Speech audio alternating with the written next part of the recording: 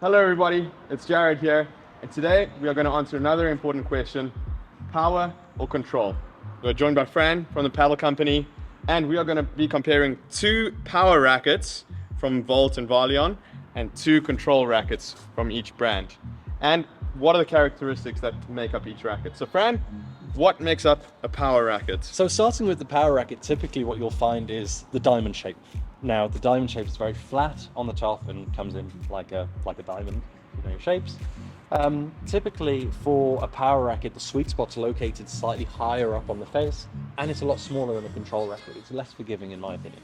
So yeah, it helps generate more power, which is why, for example, we've got the Valion board one that even helps you and says power, in case you ever wonder where you come from. And the Volt, it probably has one of the coolest names, the Volt 1000, which is Sounds pretty epic. Hey? right there, exactly. Now on the opposite side, we've got control. Now what typically makes up a control racket, in my opinion, the basics of it is round and low balance, meaning that the balance is closer to the handle to make it more maneuverable.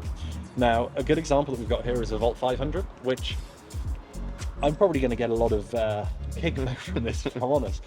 The Knox ML10 has been one of the best rackets ever engineered, ever made. I've had one in my bag since its inception in 2012 or 13, whenever it was.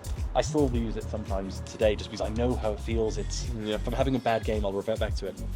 The Volt 500 is the first racket in a long time that's actually come even remotely close to performance-wise, and maybe even surpasses it in terms of quality to the Knox ML10. And it looks amazing as well. This year's one, they've opted in for the sandy face, which in our other video I did say was a bit of a myth, but again, it does make a difference on this one, but for me, again, personally, it's just not. It's not make or break. And then from the Valion, what are we going to be trying? Yes, we've got the Valion, we've got the Lethal Weapon 1, the one that they've labelled the Palm 1, which is a nice copper colour. Like I mentioned in our other video, again, Valion high-tech stuff 10 years ago has now trickled down all the way to the entry-level rackets. But yeah, the key characteristics of this being a control racket, and why I personally have selected this one to compare, is because of the round face, it's fiberglass. Now fiberglass, again, it's really soft and squidgy, especially with the foam that they've paired it with. It's actually very soft, forgiving, ideal for a beginner. Furthermore, filled in centre. I think this really helps because it gives some sort of gamification to let's get the ball in the middle, and you'll feel it.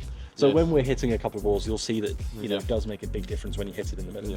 So again, the balance is way low down. So for me to maneuver this one about, fantastic. Again, this one's about 346 grams. That's about 350.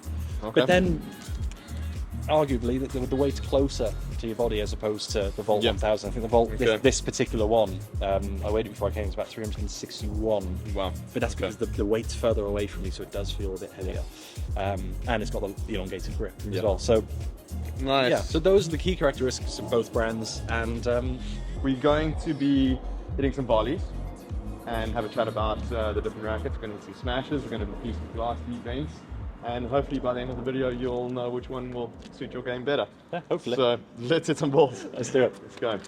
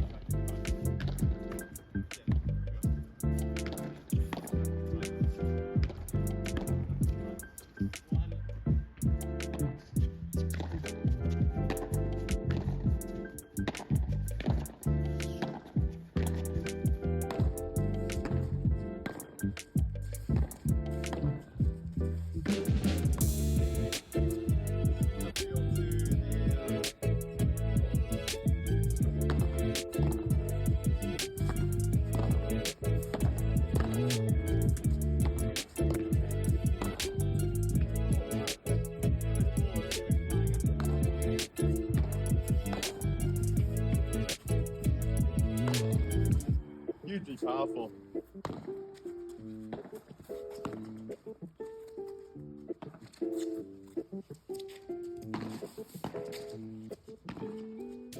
Okay, so for everybody that's been watching this video, power or control? Control. What would you recommend players? Personal choice. Personal choice. Try them. You might figure out that you're better off with the power racket. For me personally, after today, I think if I was to choose one of these four, it would be the Volt 500 10 times over. Just because it ticks all the boxes that I needed to tick. Yeah. My playing style, the way I dug the ball, where I captured the ball, etc. Yeah. Watching you play, I think you might opt in for the 1000. I think that, I mean, I really love the Volt 500. I think if we're recommending rackets to players, I would say probably go more towards a control. Yeah. Because the court's smaller than you think. People tend to hit harder than they think when they're first starting out, right? So I would tell people this, sort of more on the control side, but for an experienced player, the power racket won it for me. So that's what I think in this video I didn't plan for, but each racket is so different. We've got two control rackets, they're both very, very different. We've got two power rackets, same thing. They're both very, very different and they play differently. The pro said it, the racket expert, go out and try all the rackets. Come down here to UK Padel. We've got the demos in stock. Fran will also be able to help you out. And any final thoughts? Well, it started to rain, so I'm going to keep it short. Thank you for watching. Thank you for watching. See you on court. See you on the court.